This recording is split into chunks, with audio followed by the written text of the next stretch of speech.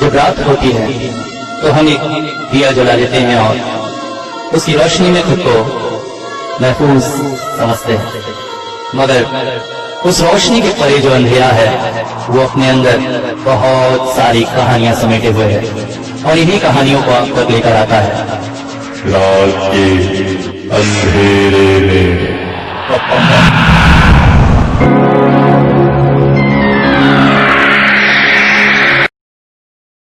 आज तो ट्रेन छूट ही गई थी। महेश ट्रेन में चढ़कर मन में सोच रहा था। वैसे दिन भर का थकामांदा आदमी जल्दबाजी में ट्रेन पकड़े तो ऐसा ही होता है, और आज तो एक गड़बड़ भी हो गई। अपनी टॉर्च वो घर में भूल आया। वैसे महेश को अक्सर शहर दर शहर घूमना पड़ता है। अपनी कंपनी में इंजीनियर है, सो कंपनी की शाखाओं में जब मशीन खराब होती है तो उसे ही बुलाया जाता है, मगर इसके लिए पहले से उसके पास जानकारी रहती है।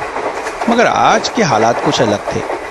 कंपनी की एक मशीन अचानक खराब हो गई थी और कोई भी उसे सुधार नहीं पा रहा था। इसलिए कंपनी की शाखा ने महेश को याद किया।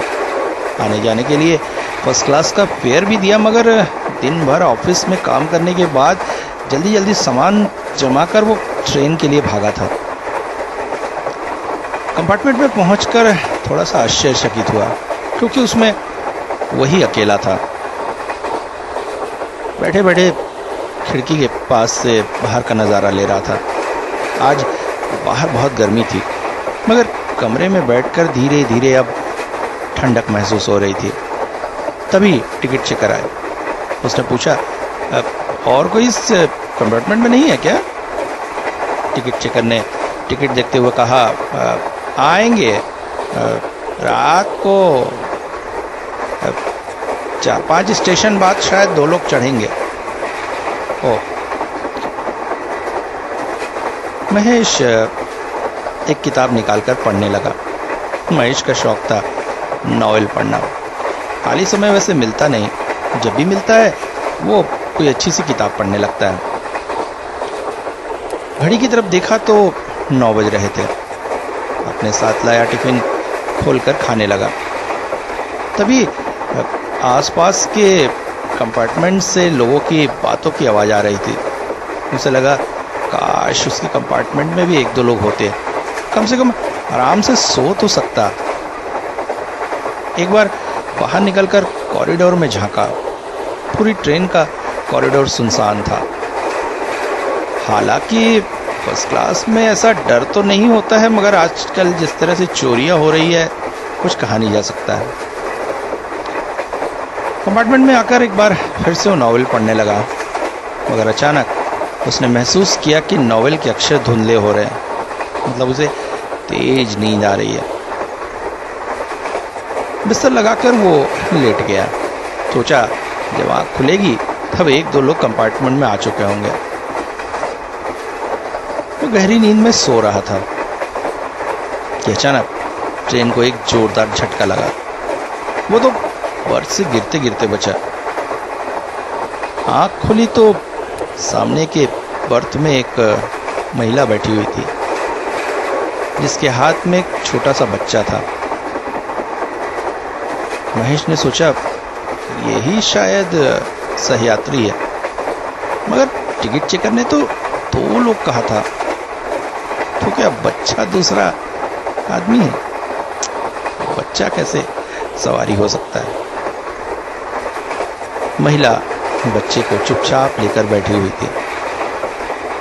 महेश को थोड़ा आश्चर्य लगा, इतने छोटे से बच्चे के साथ ही महिला अकेली जाएगी? महिला ने अपना चेहरा घूंघट से ढका हुआ था। तभी बच्चा रोने लगा। महिला उसे चुप कराने की कोशिश करने लगी। महेश को थोड़ा सा आश्चर्य लगा। उसने पूछा, कहाँ जाएंगी आप? महिला ने कोई भी जवाब न दिया। महेश ने एक बार फिर से पूछा, कहाँ तक जाना है आपको? कहाँ? इस छोटे से बच्चे के साथ कर लेंगी यात्रा? कोई साथ में नहीं है? महिला ने कोई जवाब न दिया। महेश को थोड़ा सा बुरा लगा। बात नहीं करनी तो मत करे। एक बार फिर से महेश आंखें बंद करके सोने की कोशिश करने लगा, मगर बच्चा लगातार रोता जा रहा था। थोड़ी सी नींद आ रही थी, मगर बच्चे के रोने ने उस नींद को उड़ा दिया। महेश को थोड़ा सा बुरा लगा। अरे यार, इससे अच्छा तो खाली कंपार्टमेंट ही था, आराम से सो रहा था। वो उठकर बाथरूम की तरफ चला गया। वापस लौटा तो महिला खिड़की की तरफ मुंह किए बैठी थी और बच्चे को दूध पिला रही थी। महेश के कंपार्टमेंट में होने की वजह से शायद वो ऐसा नहीं कर पा रही थी। खाली कंपार्टमेंट मिलते ही उसने ऐसा किया। महेश उसे देखकर तुरंत ही अपने बिस्तर पर कंबल ओढ़कर लेट गया। थोड़ी देर बाद बच्चा फिर से रोने लगा। महेश को अब चिढ़ हो रही थी। अरे भैया, दूध पी लिया, सब हो गया, सो जाना, मुझे भी सोने दे, क्यों परेशान कर रहा। तभी महेश ने अपॉइंटमेंट खुलने की आवाज सुनी। कंबल थोड़ा सा हटाकर देखा तो महिला बच्चे को लेकर बाहर जा रही थी। शायद बच्चे के रोने से महेश को परेशानी हो रही है, उसे एहसास हो गया था। मगर तभी महेश को लगा, अकेली महिला बच्चे को लेकर बाहर जा रही है, कोई साथ में भी क्यों नहीं है इनके। वो भी उठकर कंपार्टमेंट से बाहर आ गया। कॉरिडोर में महिला कहीं दिखी नहीं। वो तेज कदमों से एक तरफ के दरवाजे की ओर गया। तभी थोड़ी सी संतुष्टि हुई। महिला वहीं खड़े हुए बच्चे को चुप कराने की कोशिश कर रही थी, मगर बच्चा था कि रोना बंद ही नहीं कर रहा था। अब महिला ने दरवाजा खोल दिया।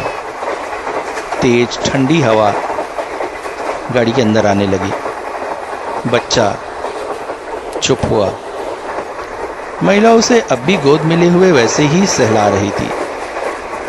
गाड़ी अपनी तेज रफ्तार से दौड़ी चले जा रही थी। अचानक महेश को लगा महिला गेट के बहुत पास खड़ी और गेट भी खोल दिया है। अगर झटका लगा तो कोई भी दुर्घटना हो सकती है। अचानक ये बोलने वाला था, सुनो। कि अगले पल जो दृश्य उसने देखा, उसने उसे अंदर तक सहला दिया। महिला के हाथों में बच्चे को झुला रही थी कि अचानक ट्रेन ने एक झटका खाया और अगले ही पल बच्चा महिला के हाथ से छूटकर ट्रेन से बाहर गिर गया। अरे नहीं, ये क्या हुआ।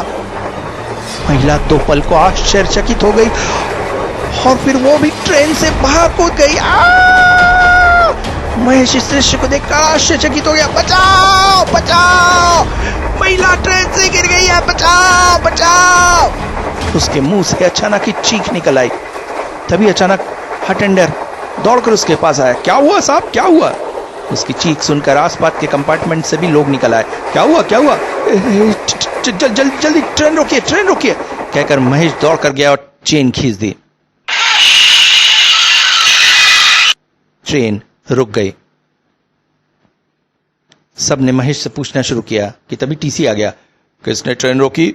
मैंने एक महिला ट्रेन से कूद गई है, उसके हाथ में एक बच्चा था, वो बच्चा भी गिर गया था। सुनकर सब आश्चर्यचकित हो गए, बातें करने लगे। अरे कुछ करना पड़ेगा। तभी एक व्यक्ति ने कहा, ट्रेन वापस ले चलिए, हो सकता है पटरी के आसपास कहीं गिरी हुई हो, मगर ट्रेन कैसे वापस ले जाया जा सकती है। टीसी ने कहा, तो हम लोग चलते हैं, कोई टॉर्च वॉर्च हो आप लोगों के पास तो चलिए ढूंढ कर आते हैं। मगर तब तक क्या ट्रेन रुकी रहेगी, एक व्यक्ति ने पूछा। टीसी बोला, हाँ ट्रेन रोके रखेंगे हम लोग। महेश और कुछ और लोग हाथों में टॉर्च लेकर पटरी के किनारे किनारे ढूंढते हुए निकल पड़े, मगर ढूंढते ढूंढते उन्हें कहीं भी कुछ ना मिला। अलबत्ता ट्रेन के रुके होने से कुछ ही दूर के स्टेशन मास्टर कुछ लोगों के साथ चलते हुए उधर को आ रहे थे। उनसे मिलने पर महेश ने सारी बात बता दी। स्टेशन मास्टर बोले, आप कौन से कंपार्टमेंट में थे? महेश ने अपने कंपार्टमेंट का नंबर बताया। उन्होंने चार्ट देखकर कहा, आपके कंपार्टमेंट में 2 और लोग आने वाले थे, मगर उनकी टिकट कैंसिल हो गई। इस हिसाब से तो आपको कंपार्टमेंट में अकेला होना चाहिए था। जी, मगर वो औरत। टीसी ने एक थकी हुई सांस छोड़ी। पता नहीं ये सिलसिला कब खत्म होगा, बेचारी को कब मुक्ति मिलेगी। सुनकर महेश और आसपास के लोग चौंक पड़े। क्या मतलब? आज से करीब 2 साल पहले इसी ट्रेन से एक महिला जा रही थी अपने पति के पास।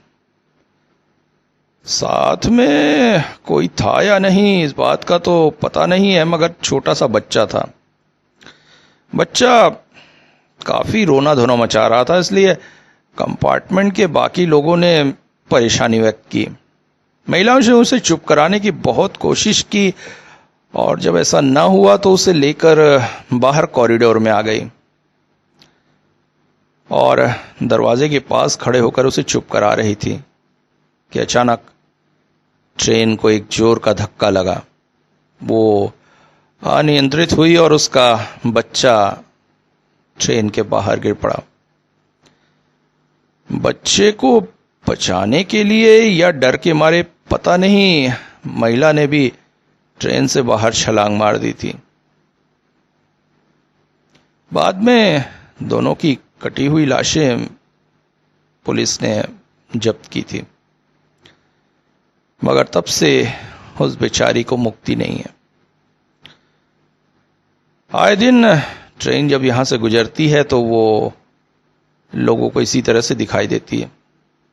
आपको भी वही दिखी होगी। चढ़ जाइए ट्रेन में, कुछ नहीं है। स्टेशन मास्टर की बातें सुनकर सब आश्चर्यचकित थे। ट्रेन में पहुंचकर लोगों ने सारी बातें एक दूसरे को बताई। सब महेश की ओर आश्चर्य भरी नजरों से देख रहे थे। टीसी ने कहा, चलिए चलिए, सब अपने अपने कंपार्टमेंट में चलिए, ट्रेन चलाते हैं। अब कुछ नहीं होगा। सुना है वो ऐसे ही दिखती है। आज महाशय को नया अनुभव हुआ। महेश भी आश्चर्य से भरा हुआ अपने कंपार्टमेंट में जाकर लेट गया। सोचा आज जिंदगी का एक नया अनुभव हुआ।